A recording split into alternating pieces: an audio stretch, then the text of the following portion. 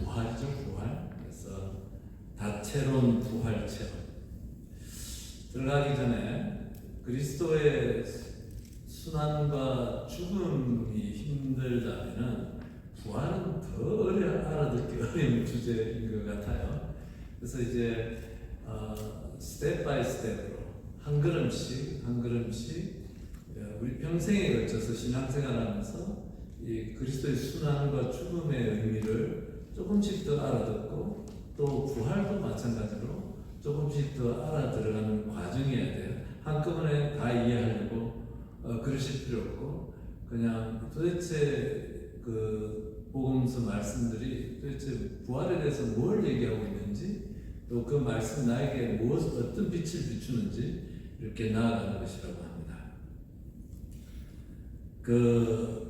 요 주제 이번 12번째 묵상 다채로운 부활 체험의 핵심은 주님의 부활과 파스카 신비에 대한 그런 교회의 우리 자신들의 감정적 참여가 무엇을 뜻하는가 하는 것이 핵심이 되고 있습니다.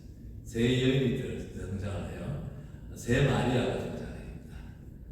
나자렛 마리아, 베타니아의 마리아, 막달라 마리아 이렇게 해서 세 마리아를 통해서 이 여인들이 주님의 부활에 대해서 파스카 신비에 대해서 취했던 그 태도를 보면서 우리가 어떻게 부활의 신비를 깨달아가는지를 공부하는 장이라고 생각하시면 되겠습니다. 그래서 이 첫 번째로 추기현께서 얘기하실 때 이렇게 얘기를 합니다. 파스카 신비를 묵상하는 어려움이 있다. 즉, 그 패스오버, 건너간 부활의 신비를 묵상하는 어려움이 있는데 그 원인은 뭐냐면은 우리 삶 안에서 부활을 체험하는 것이 단계적으로 서서히 이루어지고 있고 아직 우리가 그 가운데 있기 때문에 못 느낀다는 거예요.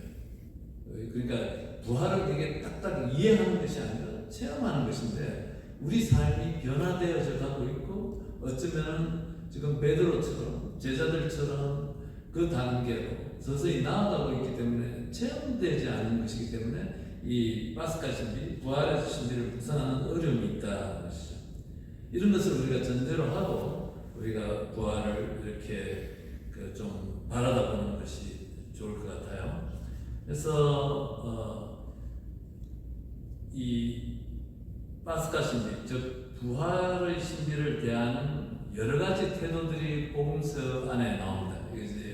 이 부분은 마르티니 추기경님의 아주 통찰이고 또 뭐 다른 통찰이 있을 수 있겠죠. 근데 이제 이분은 세 가지로 이렇게 세 가지 태도를 갖다가 얘기를 하세요. 파스카 신비를, 부활의 신비를 외부에서 보면서 탐복하는 사람들이 있다.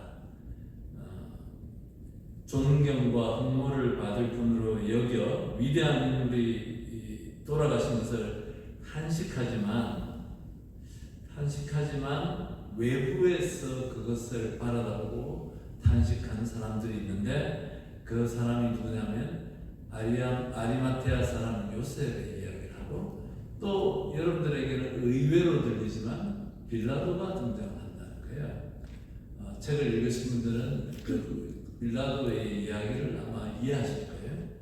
또 두 번째로 그 파스카 신비, 부활을 대하는 부류의 사람들이 나오는데 성전의 사제들, 예수님을 십자가에 못 박게 했던 그 사람들인데 이 사람들은 두려움을 갖고 대하고 있다라고 얘기하고 셋째, 오늘 우리가 볼 핵심적인 내용이 되겠는데 애정을 갖고 이 신비를 맞는 사람들이 있는데 바로 세 명의 마리아, 나자렛 마리아, 베타니아의 마리아, 막달라 마리아. 공교롭게도 아마 복음서는 의도적으로 마리아라는 이름을 사용하고 있다 이렇게 보시는 것이 틀림이 없습니다. 그래서 예수님을 애정을 갖고 바라다보는 첫 파스카 신비를 목격하고 증언하고 전파하는 사람들이 바로 이 애정을 가진 사람들이다. 우선은 아리마테아 사람 요셉과 빌라도에 대한 얘기를 하는데 이들은 외면적인 관여를 한다. 그러니까 그 아리마테아 사람은 부유한 사람이라고 얘기가 성서에 기록되어 있습니다. 영향력 있는 사람. 아마 한참 예수님께서 박해를 받으실 때는 이렇게 드러나지 못했어요. 근데 돌아가시고 나니까 이제 충격을 받고 충격을 받은 것으로 그리고서는 빌라도를 찾아와서 영향력이 있고 돈이 있는 사람이니까 빌라도가 만나줬겠죠. 해가지고 요구하고 예수님의 시신을 내려달라고 하는데 이렇게 그래서 시신을 내어달라고 청하고 장사를 지내는 무덤 자기가 이렇게 했던 아무도 쓰지 않았던 무덤을 내어주는 자선 사업을 한 것이죠. 외적 관여, 존경하는 태도를 갖고 있고 허무하는 태도를 갖고 있는 것이죠. 그래서 이 빌라도도 예수님의 시신을 내어준 것은 그 당시 분위기로 봐서 유다인들 식민지 지배의 총독으로서 또 정치적 기반이 약했던 시리아 사람으로 추측되고 또 자기의 로마에서의 정치적 후견인이 실각을 하면서 그 안정을 원하는 식민지 지배를 평화롭게 다스려야 되는 그 자기 입장에서도 그 예수님의 시신을 내어주는 것은 용기가 필요한 상황이었다라고 얘기하는데 우리가 공감할 수 있는 것 같아요. 근데 이렇게 외적으로 멀리서 이렇게 예수님의 죽음이 효력을 드러낸다. 이런 사람들을 통해서 그래서 이 두 인물은 외면적으로만 사건에 임할 뿐 파스카 신비를 그냥 감복하는 것 정도로서 끝난다는 것이죠. 예. 그리고 성전의 사제들 우리가 한마디만 짚고 넘어가면 양심이 불안해지는 사람들, 겁먹은 태도를 이렇게 보이고 그래서 예수님의 부활을 이 신비를 받아들이기를 거부하는 사람들에게 불안도 다가온다 것이죠. 그래서 돌아가신 뒤에 오히려 이들 안에서는 그 불안이 더 커져가는 그런 양상을 일으킨다는 것이죠. 그래서 이렇게 때로는 어떤 사람들은 멀찌감치서 이렇게 또는 인간적인 눈으로 또는 미신적으로 또는 자기 방어적인 태도로 파스카 신비, 부활의 신비를 대한다는 거죠. 이렇게 되신 것이죠. 세 명의 마리아, 핵심적인 내용이 되겠습니다. 오늘 세 명의 마리아를 이분의 표현은 감정적 참여라는 표현을 썼어요. 우리가 이런 단어들은 기억하면 좋을 것 같아요. 감정적 참여가 무엇을 뜻하는가 이렇게 되는 것인데 그것에 본격적으로 들어가기 전에 교회에 두 가지 요소가 있다. 하나는 베드로의 정신이 있고 하나는 마리아의 정신이 있다. 이렇게 얘기를 하는 것이죠. 그래서 베드로의 정신이라는 것은 베드로 사도를 선두로 하는 그런 어떤 유기적, 조직적이고 사도적 과업 또 능률 이런 것들이죠. 그래서 베드로는 조직을 살리기 위해서 예수님이 돌아가시면 안 된다고 말렸던 사람, 조직을 우선시하고 능률, 그분이 살아계셔야지 하나님 나라를 이룰 수 있다고 아마 생각했겠죠. 또 거기에 따른 유다스도 똑같은 입장이었죠. 이 향유를 팔면 얼마나 많은 사람들을 구할 수 있는데라는 이런 조직적인 능력적 합리적이고 이런 태도를 갖고서 하는 이 정신, 이것이 베드로의 정신이고 또 하나는 마리아의 정신이 있다. 오늘 얘기하는 첫 번째, 두 번째, 세 번째 마리아, 즉 이 주기님께서는 첫 번째 마리아, 즉 나자렛 마리아의 yes, fiat라고 응답, 그리고 베타니아의 마리아가 비싼 향유를 깨서 yes라고 응답하고, 그다음에 또 이 예수님에 대한 그 사랑이 지극히 깊은 막달라 마리아가 그 큼큼한 새벽에 무덤가를 찾아가는 또 다른 예가 있는 것이죠. 그래서 이 세 예스를 통해서 이 사랑을 통해서 파스카 신비가, 부활의 신비가 사람들에게 드러나는 것을 복음서는 우리에게 알려주고 있고 우리가 그 길을 따르도록 초대한다는 것이죠. 그래서 이 세 명의 마리아 조금 더 살펴보겠습니다. 나자렛 마리아, 파스카 신비를, 저 부활의 신비를 절정으로 하여 전개되는 구원사업, 네, 감정적 참여를 하는 데 있어 마리아는, 나자렛의 마리아, 성모 마리아는 인류의 모범이 된다, 귀감이 되신다. 단지 그분 개인에 그치지 않고 온 인류가 하느님 사업에 믿음과 사랑으로 참여하는 것을 대표한다. 사랑으로. 그러니까 나자렛에서 잉태하실 때 예스라고 했고, 그리고 십자가에서 돌아가실 때 십자가 끝까지 함께 하시면서 사랑으로 또 믿음으로 함께 했던 그분. 그래서 그분이 바로 성서에는 나오지 않지만 모든 우리 교회 역사 안에서 또 이냐시로의 영신수련에서 부활에 관한 첫 번째 관상 기도가 마리아의 관상 기도예요. 부활하신 예수님께서는 어떻게 자기 어머니 모친에게 가서 위로의 행위를 했는지 성서에는 기록되어 있지 않지만 너무나 당연하다라고 얘기하시면서 그 관상하도록 초대하는 거예요.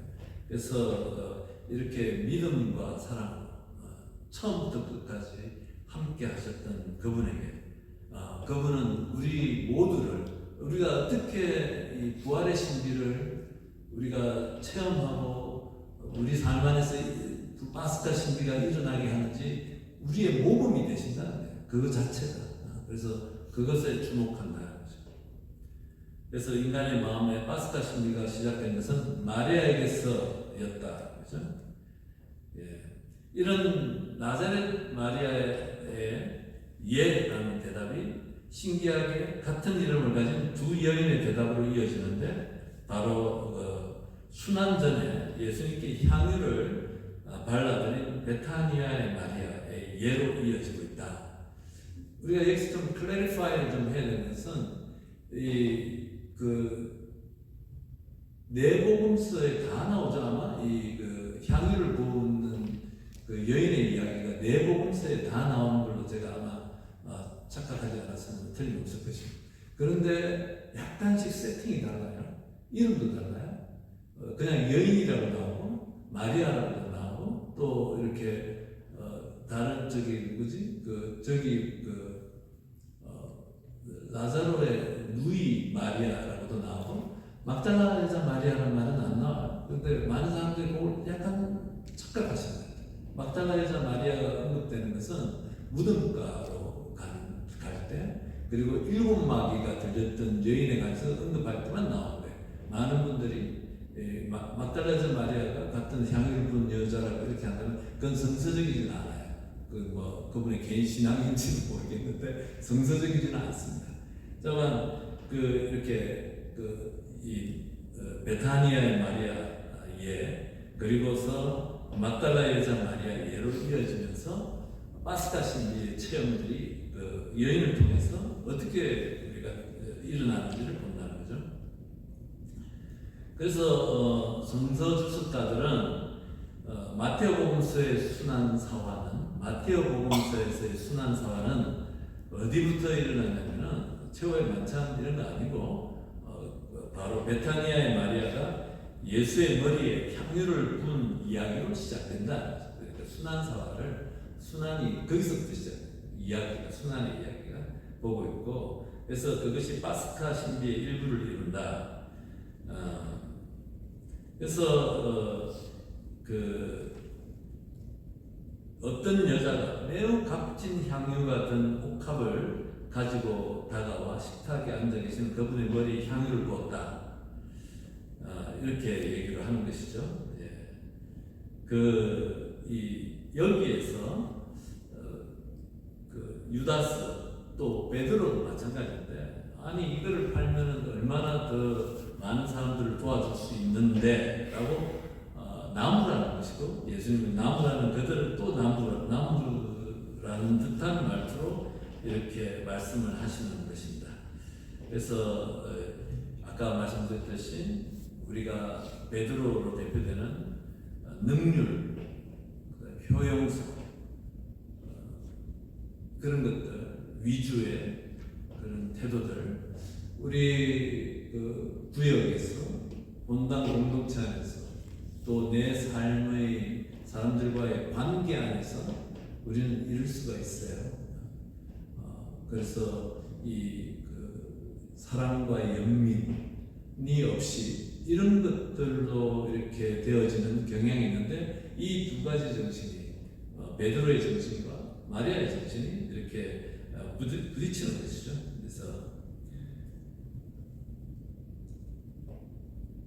그래서 저는 이 부분에 대해서 이 베타니아의 마리아 향유, 그 나르드 향유라고 그러죠. 보통 복음서마다 약간 이렇게 설명하는 게 다르고, 그 다음에 저기 그 옥합, 그 아주 유명한 보석인데 이집트에서만 나는 보석이에요. 갑자기 생각이 안 나요. 그 단어가 인도 그 히말라야 산에서 나는 나르드가 그쪽 지역 이름이에요. 그거에다가 그 다음에 이집트에서 나는 그 뭐죠? 갑자기 생각이 단어가 안 나는데 나중에 여러분 찾아보시고 그거를 깨뜨려서 그 비싼 거를, 그 여행의 제일 소중한 거를 예수님께 바치는 예수님에 대한 사랑이에요. 예수님께 그 사랑을 표현하는 것이죠. 또 마태복음에서는 머리지만 또 다른 복음에서는 발에 그거를 머릿결로 닦고 굉장한 그 파워풀한 그 이미지를 갖고 있는 그 사람들이 다 쳐다보고, 동네 사람들, 바리사이파 사람들이 다 쳐다보는데 그 사랑을 표현하고 또 그 여인의 사랑을 다 받아주시는 그 예수 그리스도. 그러니까 거기에서 순환이 시작이 된다라고 이렇게 얘기할 때는 뭐냐면은, 이 여인은 이 순환 안에 있는 예수 그리스도의 사랑을 알아들었다는 얘기예요. 그것이 핵심이에요. 이 여인은 벌써 우리 지금 순환에서 예수님의 사랑을 못 알아듣고 있잖아요. 피하고 싶고 생각하고 싶지 않아. 순환은 피해가고 싶은 주제인데, 이 여인은 처음으로 예수님의 순환에서 그분이 가시는 그 죽음의 길 안에서 그 사랑을 받아들이고 자기가 갖고 있는 가장 소중한 것을 표현해내는 여인이에요. 그거를 뭐라고 하는 유다스가 옆에 있고, 또 베드로도 눈 부릅뜨고 쳐다봤을 것이고, 꼭 베드로 이름이 등장하지 않아도 그 마태복음서에서 시몬의 집, 이렇게 나병 환자 시몬의 집이라고 되어 있는데 왜 굳이 시몬이라고 했을까? 아마 베드로를 염두에 두고 유다스만의 문제가 아니다, 이 얘기를 하고 싶은 것이다. 그렇게 주기님께서는 얘기하시는 것이죠. 자, 핵심은 그거에 다시 한번 얘기하는데, 우리는 순환, 죽음 보기 싫은 거죠. 피해가고 깊이 안 들어가요. 제 경험상 제가 사목자로서 오랫동안 이렇게 하는데, 영적 지도자로서 또 피정을 이렇게 하는데 여기 들어가기 싫어요. 본능적으로 거부하는 거예요. 그런데 바로 이 베타니아의 마리아, 또 예수님의 모친이신 성모 마리아, 또 막달라 마리아가 보여주는 것은 그 예수님을 사랑해서 이렇게 달려가는 모습들이에요. 그분께 모든 가장 소중한 것을 쏟아내고, 여인의 자존심도 풀고 머리로 눈물로 발을 닦아드리는 이 모습이 우리에게 감동을 줘야 되는 것이죠. 그 예수님의 연약하신 순환을 사랑하고 그분의 그 길을 준비해드리는 장리 예식의 한 부분으로서 베타니아의 마리아가 등장을 한다는 것이죠. 그래서 쭉 읽어보시면 되고, 그 다음에 그래서 베타니아의 마리아는 예수의 죽음에 대해 인류를 대표하여 예라고 대답을 한 것으로 보인다. 이렇게 주님께서는 이렇게 얘기하십니다. 네, 그래서 베타니아의 마리아는 순환으로 주님이 우리를 사랑해 주시도록 마음을 허락한 인류를 상징합니다. 우리 모두의 모범이 되는 것이죠. 순환으로 그 순환 안에 있는 그 사랑을 받아들이는 그 부분이죠. 예. 그리고 막달라 여자 마리아, 아까도 말씀드렸듯이 그 이런 새벽에 날이 밝아올 때, 아주 컴컴할 때 이렇게 무덤가로 뛰어가고 또 그것이 일종의 예수님에 대한 사랑의 응답이죠. 예스라고 하는 것이고 바로 그 우리 모든 인류 사람들이 주님의 영광, 그 영광이 드러나는 특별한 양상, 즉 순환과 죽음을 통해서 하나님의 영광이 드러나는데 그 특별한 양상에 대해 긍정적으로 대답을 드리는 태도, 무덤가를 향해서 달려가고 또 그런 모습을 막달라 여자 마리아를 통해서 우리에게 보여주신다. 그러면서 그들이 또 다가가 엎드려 그분의 발을 붙잡고 절하였다. 그분의 발을 붙잡는 것, 발을 붙잡는 행동은 감정적 신앙에서 우러나온 행위이면서도 동시에 예수님을 놓치지 않을까 두려워하는 행위이기도 하다. 예수님 옷을 붙들고 이렇게 있는 거죠. 우리도 예수님의 부활에 대해서 이렇게 생각할 때 주님이 언젠가 우리를 버리고 떠나실까봐 모든 것이 다 사라져버릴까 항상 두려워하는 우리들의 태도인데 요 이야기를 통해서 우리에게 들려주시는 것은 예수님께서 정말 살아나셨음을 그리고 항상 살아계심을 세상 끝날까지 언제나 우리와 함께 계심을 믿어야 된다. 마리아가 이렇게 그분을 붙잡고 안아주려고 하는 이 태도, 이것은 항상 우리와 함께 계시는 그 예수님, 임마누엘 하느님이신 예수님을 이렇게 믿지 않는 태도다, 이렇게 얘기를 하는 것이죠. 그래서 나자렛의 마리아, 베타니아의 마리아 내세워서 우리는 주님이 우리를 구원하시기에 허락하였다. 우리의 죄와 약점, 우리의 가난, 이웃을 사랑하지 못하고 참다운 인간관계를 맺지 못하는 무력함을 오롯이 그분께 맡겨드리고 그분께서 다 짊어지고 가셨던 그 어두움들, 그 우리가 일상 안에서 경험하는 관계의 실패, 나약함, 두려움들, 이 모든 것들이 주님의 순환 안에서 오버랩되지 않으면, 그거 안에서 바라다 보지 않으면 너무너무 힘들고 우리는 변화되지도 않고 우리는 절망하고 어둠 속에서만 머물러 있는데 주님께서 이 길을 다 가신 것은 바로 우리를 그러한 어둠, 절망, 고통, 관계의 실패, 이 모든 것들을 주님의 그런 경험을 통해서 그와 함께 옆에 놓고서 우리가 그것을 보면서 우리가 힘을 얻고 희망을 가지고 우리에게 희망을 주시기 위해서 이렇게 주님께서 이 길을 가셨다는 것이죠. 그래서 우리 그리스도의 순환, 우리 처음 묵상할 때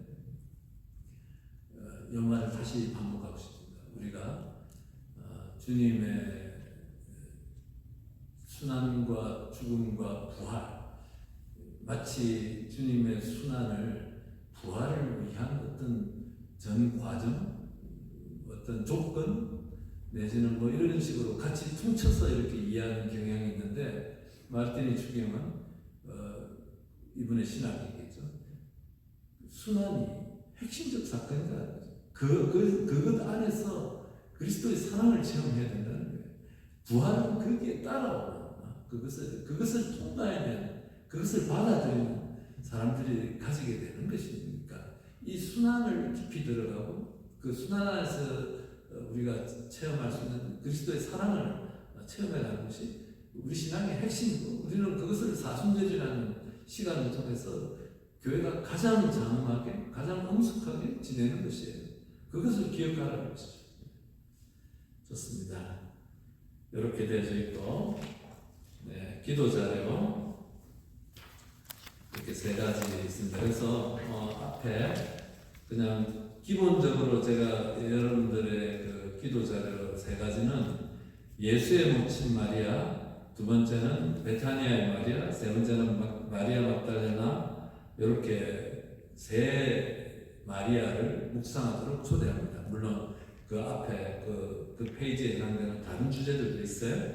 그래서 그것들도 한번 읽어보시고 참고하시고, 그래서 그분들이 어떻게 그 예수님의 순환 또 부활을 받아들였는지 보고 배우고 마음속에 더 깊이 하면서 우리가 그들이 걸어갔던 그 파스카 신비를 받아들이는 방법 안으로 우리도 걸어갈 수 있도록 은총을 청하시면서 기도하시면서 한 주간을 보내시기 바랍니다. 자, 마침 기도하겠습니다. 성도와 성자와 성도의 주님, 당신의 도움 없이는 저희들이 당신의 부활의 신비를 한 발자국도 나갈 수 없음을 저희들은 잘 알고 있습니다. 바쁜 일상 가운데서도 저희들 마음이 당신께로 향하게 해주시고, 특별히 당신의 죽음과 부활, 그 파스카 신비를 저희들이 조금이라도 더 깨달을 수 있도록 한 주간 저희들을 이끌어 주시고 함께 해 주십시오. 영광이 성부와 성자와 성령